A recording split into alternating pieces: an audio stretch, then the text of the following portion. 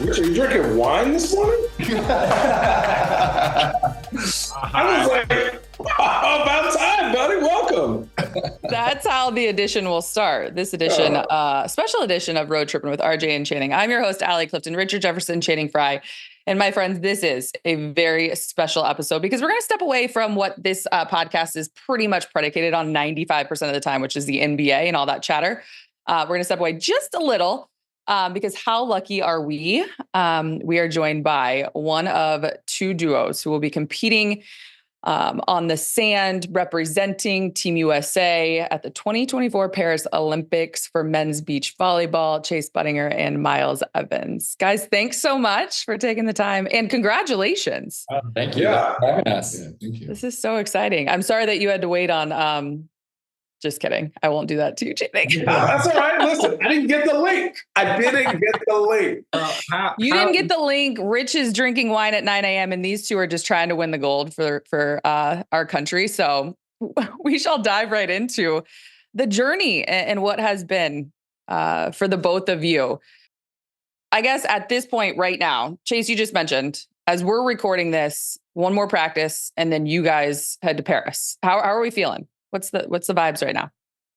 I mean, for me, it's so surreal that this is happening. Like we're leaving tomorrow. I'm watching all these videos of all these other countries that they're getting these send-offs and these, their teams are already like heading out. What y'all get? And yeah, we get some family and friends. See ya. Y'all got that extra, you got that drink pass. But yeah, just really cool that it's finally here and we're heading off tomorrow and just start this other part of our journey of being at the Olympics and experiencing the whole process. Because again, I have no idea what to expect. I've never been to Olympics before. So this is brand new. Channing also has never been to an Olympic, but I'd like to say hello to my other fellow Olympians on this call. Miles, I want to know this. Before we get on the journey and before we get on your story, give me something that once that moment hit and it kind of settled down, is there something that you're looking forward to? Is it the village? Is it opening ceremonies? Is it playing under the Eiffel Tower? Like, what's the thing that you've been most excited about? Honestly, just meeting all the different Olympians and kind of experiencing their journey, learning about their story, seeing if I can pick their mind and learn something that I can use for our matches, and just experiencing it and taking it all in. My question is, Chase, when you left volleyball to come to the illustrious University of Arizona and then went to the league, did you ever go, you know what, let me just go? Did you just want to go play for fun after you were done? And you were like, oh, I'm still nice? Like, how did that happen? You were like, basketball, forget this. I want to be on the beach with my shirt off, letting, the taco meat hang. And then now it's like, you're the best pair of volleyball players in the world for America. I would say that's wild. I would say how it kind of started was this was always like something that I wanted to do after I was done playing basketball was to go back to beach volleyball and try it out and play for fun and kind of just still be competitive in a sport. But what kind of happened was I think my basketball career kind of ended sooner than what I thought. So I was in a position where I was still young enough and I was still, in, my kind of prime of, beach volleyball age where I could make this run and actually make it like a goal of mine to go to the Olympics and try for it. So I was able to kind of just focus on that just because of the timing of everything. I just think it continues to be such an incredible story because for our listeners who have been with us, I was just looking, we have over 320 episodes here on Road Trippin, and Chase, you were part of one of the first few episodes. I mean, when we sent the link out, you were asking if we were going to be in Rich's basement recording, because I think that's what we did the last time, or if we were going to do it remote. And so I think a lot of people, especially in our audience, are familiar to an extent with your journey, right? Because you were in the NBA, you made this transition to the beach, and we can dive more into that. But for those maybe that are just tapping in and tuning in and don't know a whole lot about yours, Miles, like what was your journey? Because I know you were indoor and then to transition to the sand, which people probably don't know how different that is in and of itself to be where you are now. Yeah, definitely a different route than this guy. I went to Santa Barbara City College first. I was a state leader in kills there, and then I ended up transferring to UCSB. I played there for 2 years. I missed the run where they went to the finals by 1 year. I was really bummed about that. But I played beach volleyball growing up for fun, and I moved down here right after college to pursue beach volleyball, and played in the World University Games, and took like a 9th and was like, I think I can do this, and kept at it, and picked up this guy, and here we are. How long were you grinding on the world tour on international? That's true. That's something that people don't realize is like he's been grinding playing international tournaments for what, like 8 years? Yeah. Like something crazy. Give us a, for people that understand the travel. Okay. So if you're talking about grinding on the world tour, give me like what a travel schedule would look like for 3 of those tournaments. Travel schedule. Like I'm saying, if it's like you got to fly where in Europe. We had our worst travel was yeah. So it's 3 weekends in a row, and we had to go from Mexico to China and then to Brazil. Oh, and we would end our tournaments on Monday, so we would have to travel on Monday, and then the next tournament would start on Wednesday. What? Yes. Yeah. Stop it. Damn. So think about that. That's trash. Basically, like getting off the plane off of these flights, probably these long flights were like 36-hour travel days. Getting off the flight, probably only have about like 12 hours of recovery to like mentally and physically prepare to play the next tournament. And but these aren't charter flights. Like these aren't traveling like the NBA. Y'all Delta miles is crazy. I know that. These are all commercial. Sometimes if we're lucky, we'll get exit rows or, hopefully get upgraded at times. But yeah, it's pretty wild. Some of these bad travel just tournaments where they put these tournaments like that in a row. And this is like, we had to do it because it's Olympic qualifying, process. You have to go to all these tournaments. There's no skipping this. Okay, so I was at their event, your guys' welcome back party. It was awesome. Still hungover. But Chase, you guys were, when we talked, you said that there were some tournaments that the top guys, or I'm saying at the time, the 1 and number 2 team that you guys were trying to catch, you thought that they might like not do 1 or 2 of these tournaments and take them off because the schedule is so aggressive. Is that where y'all caught up ground? Yeah, I think towards the end of last year, they added some tournaments that were kind of like pretty late in the season that they've never done before in October, even like early December time. And that's mostly a time where guys take off and they need that break to recover for, the next season. So I kind of had a feeling that there would be a lot of the top teams that didn't go to those, and some of the US teams didn't go to those. So those tournaments were like great opportunities for us to go and do well at and to kind of get back in the race. And we did exactly that. We went to those tournaments. We did well. We got great finishes. And that literally put us back into the race with the other US team heading into the next year, where like we felt confident that we had a chance to catch up to them. So, and then after that, it was just a freaking wild ride, just up and down, us like taking over the lead and then them coming back, having some good finishes, taking over the lead. And then at the end, we kind of just had like 4 tournaments in a row where we kind of just went much better than them. And they went the opposite direction.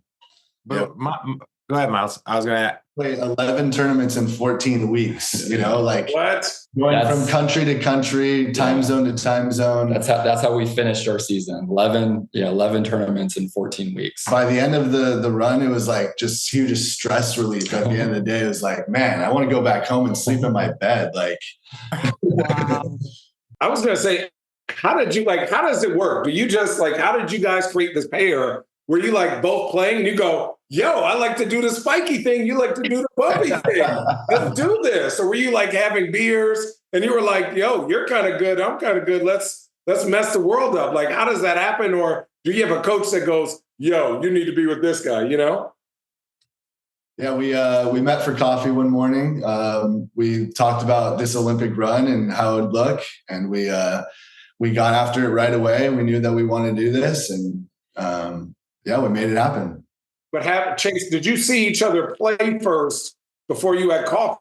Yeah, for sure. We've been playing against each other for many years before, and I've known that he was been grinding on the world tour, so we kind of knew the process and traveling and all that. Where some of these other players didn't have the experience that he had. So when we sat down and chatted, we had that good conversation of just trying to be all in for this run and really let's go for it. But what's crazy is in the beginning of the year, we weren't even, I think we were picked as the 5th or 6th best team in the US.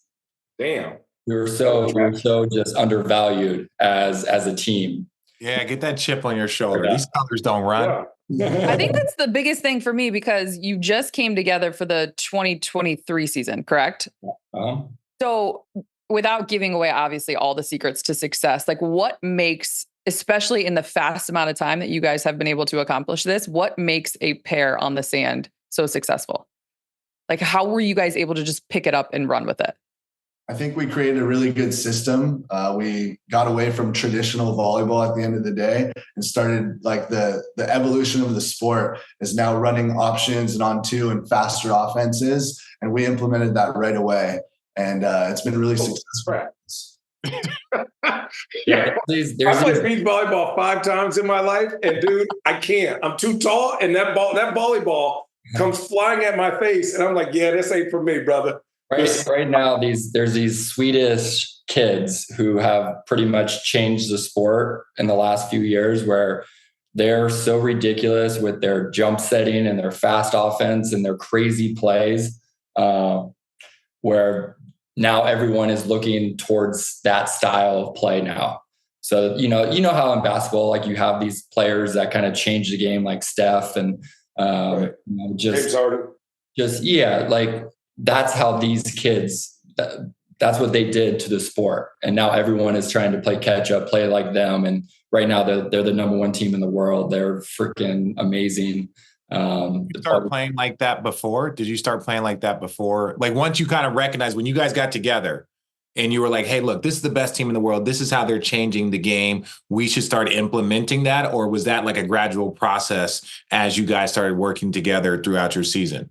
It was definitely a gradual process, and it was something that I had in mind that I wanted to get to because I knew that if we had to play traditional volleyball, we wouldn't have made it.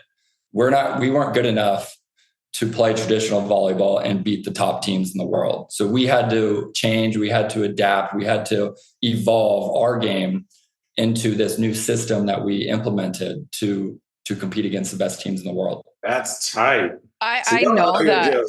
I know I'm not the only one who has no idea what that means from a state. Now, granted, I played competitive through high school. I played college basketball. I don't not understand volleyball. But when you say traditional to this new system, what does that even mean? Yeah, so traditional volleyball is pass, set, which is a nice high set, and then the person spikes. Okay, so that's traditional volleyball. Now, what we try to do is we pass. And then I have the option to hit on the second contact. Or what happens is I could fake hit it and then do a super quick set to him to spike on the 3rd set. Yeah, and then the blocker on the other side is now trying to get Chase, and then now he's late to go get me, and then now I have an open net to go to hit it freely. So you got bounce too. Okay, here we go. I can look too. Yeah. You know what I think would be a great thing? Sorry, sidebar.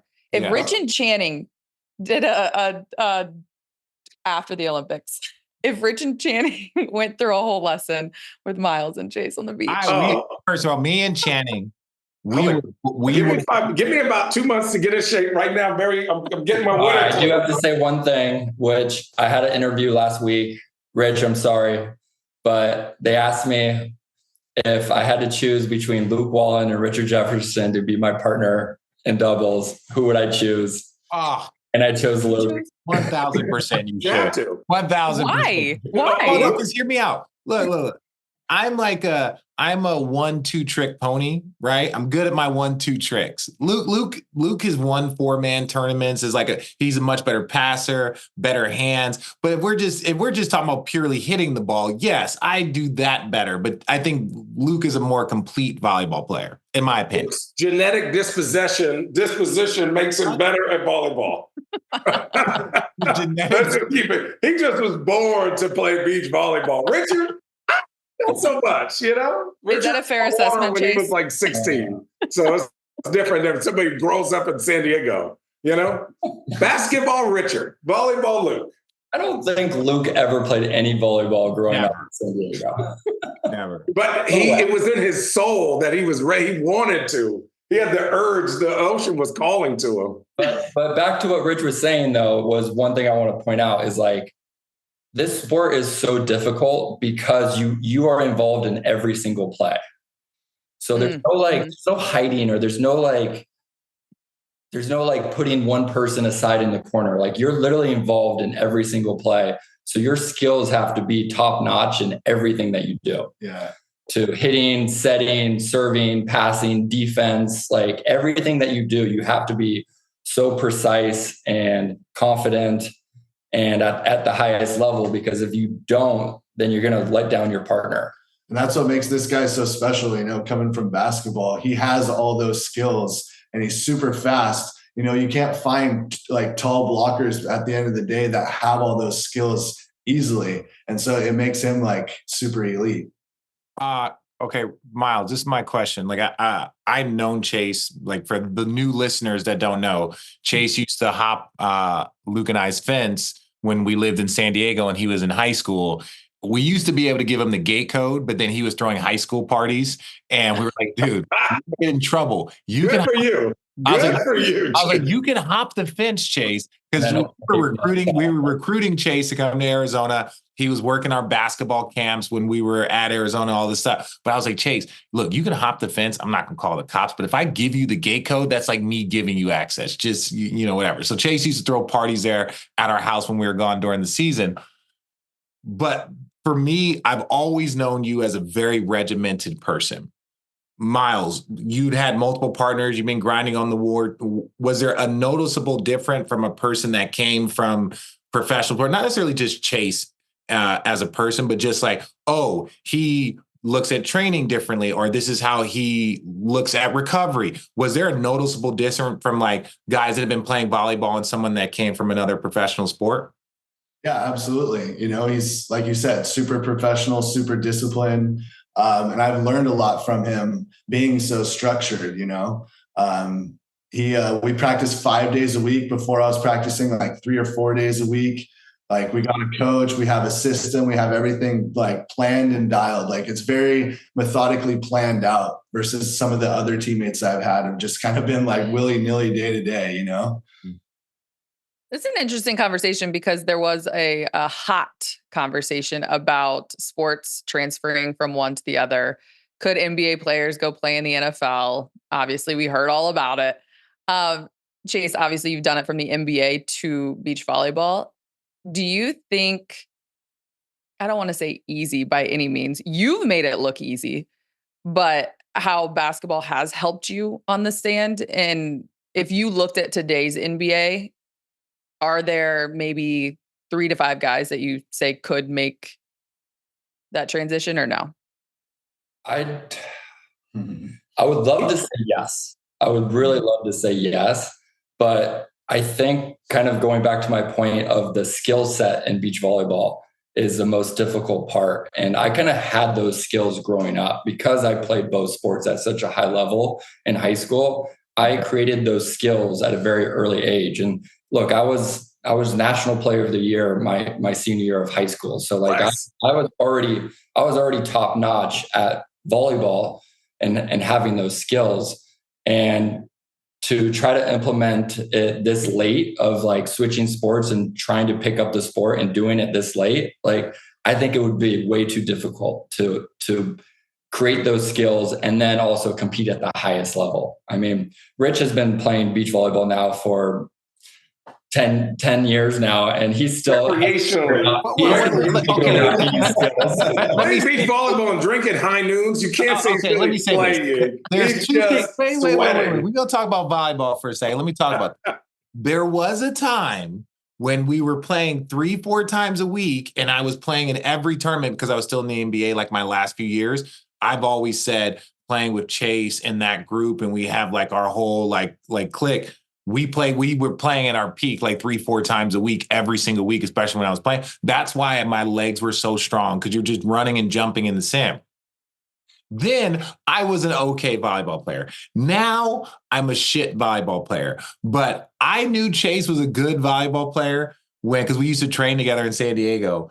And obviously I knew the stories, but he came up and we played in a 4-man tournament. So they just drew teams. Chase won the first 4-man tournament that they put him in. And then for the rest of the time, they gave Chase shit partners. And then Chase was like, I'm never playing in these tournaments again. It's so annoying. But I'm like, bro, how do you not play volleyball for 12 years and then you come out? And I'm not saying that it's a hyper competitive thing, but it is more competitive than I think people understand. You're out there jumping, having to do all of that work all damn day. Like, was that kind of a moment where you're like, wait a second, I might be able to still do this shit? Yeah. Those 4-man tournaments gave me the confidence to be like, okay, like I still got it. I could still, have the vision and the passing and the jumping and lasting a whole day, jumping in the sand, right? Like the endurance that you have to have for the sport. Definitely gave me the confidence to, be like, all right, like I could still do this. And especially have some of these like top guys who watch me in these 4-man tournaments be like, dang, you could actually do this like professionally. Guys like Sean Rosenthal, who plays in all those 4-man tournaments. He's been one of the greatest beach volleyball players for the United States for so long. And I remember him saying, I was like, hey, anytime you want to come over, I'd love to team up with you. So I remember him saying that when I was still playing basketball. Miles, can you explain? I came across when I was reading on you, joining the ranks is just the 3rd gaucho to achieve Olympic status. Can you explain what that means? Todd Rogers, a huge idol of mine. I watched him play at East Beach in Santa Barbara all the time. Training for the Olympics in 2008. He had like weights behind his back, running in the sand. And so for me, that kind of created the Olympic dream, watching him play. And like super stoked that I'm a gaucho. He's a gaucho. We got Karch Karai's from Santa Barbara as well, and he's a gold medal Olympian. So at the end of the day, it's like super awesome to be able to represent Santa Barbara. Dude. Channing, tell us about your Olympic experience. Well, when I watch it at home, it's awesome because I get to just turn the TV off and go to sleep when I want to. Chase, this is a random thing, but do you ever find it disrespectful that you're not on the top 3 list of most bounce for a white guy in the history of the NBA? Like they talk about Mac McClung and John Barry, but where the fuck is Chase Budinger with the 2-foot jump from the free throw line in college? Where are these? Where are you at, big guy? You're preaching to the choir. No, what's funny is I saw something on Instagram the other day, and I had no idea about this, but it was like, it said that like I had like the 3rd highest vertical jump at the NBA Combine. You have a stupid bounce. Like when I saw you jump, they were like, yo, this dude got bounced.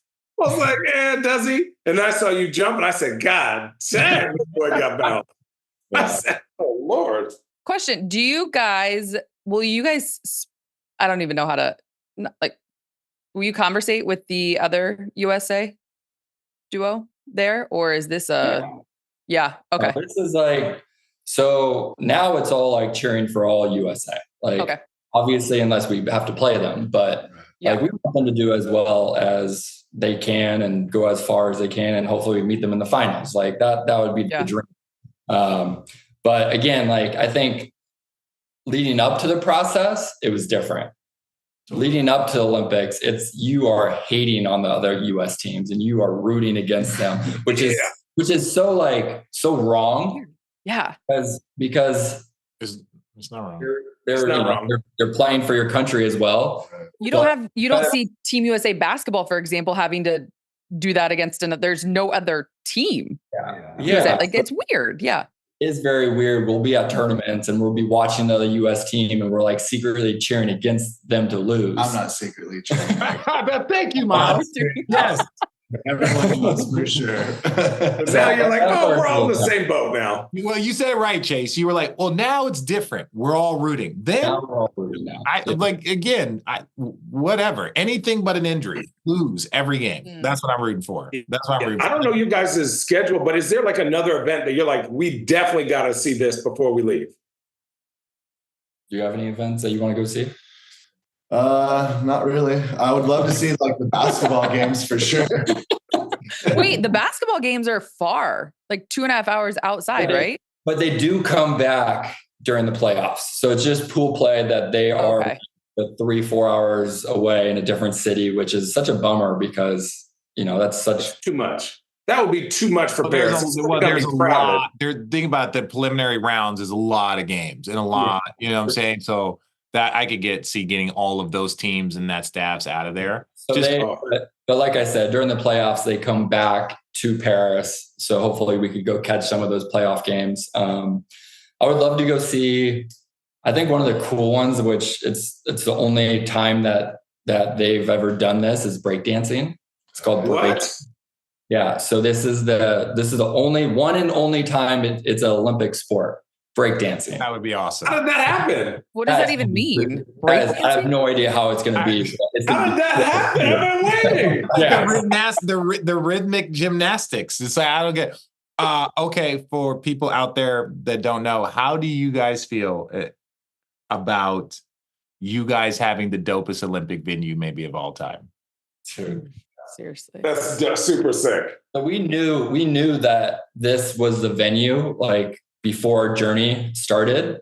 So like we used it as motivation. Like we took a picture, put it up on our walls and being like, hey, like, look at this every single day. Like, this is the dream, like to play here. And literally you are right underneath the Eiffel Tower. It's going to be so amazing to be like sitting there, looking up, seeing the Eiffel Tower in the backgrounds with, 14,000 people, packed stadium. Like, it's going to be amazing. And you're right. It could go down as one of the best venues ever I've ever seen. I like, because it's just the pictures and just looking at the venues. Yeah. What other big other sports got to be jealous? No, outside, beautiful. No. Nothing beats that. What is the biggest stadium you guys have played at around the world, right? Like, is it usually 14,000, 20,000? Is it like 2,000, 6,000? Like, I would say the biggest that we've ever played in was probably Stade, 5,000. Oh, wow. So this is cracking. So this is definitely going to be next level for us as far as, with people in attendance for sure. We played in the World Championships in Texcoco, Mexico, and there was actually a bullfighting ring. It was huge. It was one of the places we had played. And that was kind of, I would say, like maybe second to Stade, like one of the biggest stadiums we played in. That was really cool. That's true. And we had to play Mexico. We had to play Mexico that game too. So they had a lot of fans rooting against us. Yeah. I want to just admit that I really like the word Stade. It is my favorite, coolest tournament to play in. It is beautiful. Really? You're literally on the bottom of the Swiss Alps in this like tiny little ski town, and it's just absolutely gorgeous there. And it's such a rad place to play a beach volleyball tournament. That's why I like it. I want to go see. I was skiing in Stade. Okay, don't tell me a place, but I want to know an experience, like a experience where both of you guys were like, God dang, this sucks. Whether it's the hotel, whether it's like the sand got rocks in it, like just something you were like, man, this ain't it. Tell them about Guadalajara. Yeah, I mean, we got food poisoning and it was the worst. We had to play in like 90 degrees in the middle of the day. We were absolutely dead. We ended up winning a set somehow, and then we just literally like had nothing left. That was painful. We had a night match. We had a night match, and we were literally getting ready for it. And all of a sudden, for me, it started with me. My stomach came out of nowhere, and I was like, "Uh-oh!" So I sprint to the bathroom and just start puking. I'm like, "This isn't good." and the sweat's happening. And then literally every 30 minutes, I had to puke. And we had a game that night. So I was still like trying to like muster enough energy to go play. But like I'm waiting for the shuttle outside the hotel, puking in the bushes, get on the shuttle. Right when we get off the shuttle, puke again right outside the venue, walking into the venue, find a trash can, puke in a trash can. Okay. We're sitting on the court. I have to crawl over to the sand, start puking in the sand. So now like the other team is like seeing me puke on the court. And then when that last time happened, after had puked probably like 7-8 times, he starts puking. So then it hits him. So then he starts going through the whole situation that we just had, or I just had. Yeah, that was. And there's no subs. It's like, well, here we go. I was just gonna say, what does y'all's team consist of? It's the two of you. You have a coach. Like, is training, athletic trainers, physical? Like, what's your travel party like? Yeah, so it's mostly just us two and a coach that travels pretty much together, and then USA provides trainers and medical providers and things like that for us at each tournament. But So they're new. They're one different. backpack with a volleyball and some shorts. Y'all got no equipment. You got a backpack with some shorts that say USA on them and a deflated volleyball in a water bottle. That's it. That's all you need. Yeah. Some sunscreen and glasses. That's it. Oh, Chase needs a lot of Insane. A lot. Better SPF. You mentioned the 11 tournaments in 14 weeks to close out your season. What's the schedule like in Paris? What's that? What are the? Yeah, you guys already have everything. Like usually we have like 2 or 3 matches a day for 3 or 4 days. This is spread out for 2 weeks. It should be every other day. We have 2 competitions back to back, but that's just because of scheduling. But it's super spread out, so we know like in advance who we're going to play. We're like knowing exactly what to do for like 3 weeks, kind of training for that. And so it's a little different, but it's nice. Damn. Yeah, most tournaments we actually wouldn't even know who we are paired up with until literally like the night before. And like what I mean by the night before, it would be like 10 p.m.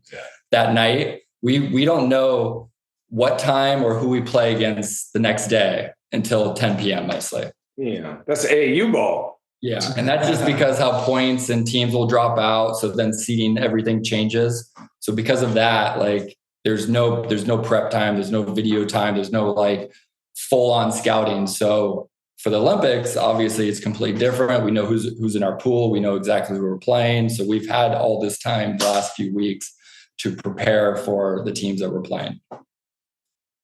Rich, are you throwing the watch parties back here for them? Oh, we're going to be watching. Look, I would most likely be there if Soho Yoga, Chase's 6-man team, wasn't trying to win the 6-man. But Chase will be in the Olympics, about to start the medal rounds, if I'm correct, right? He'll be starting the medal rounds that weekend of 6-man. No. So you're doing the watch parties here. We'll be doing the watch parties. Or else I'd be up underneath the Eiffel Tower, you know. Dude, it is going to be so hot and so packed, Richard. It's going to be so packed in Paris. It's going to be ridiculous. Yes, that's the point of going to the Olympics. That's the point. True. Yeah, here comes another. I didn't go to the Olympics joke. Opening ceremony. Okay, look, let me say this. I will also say this.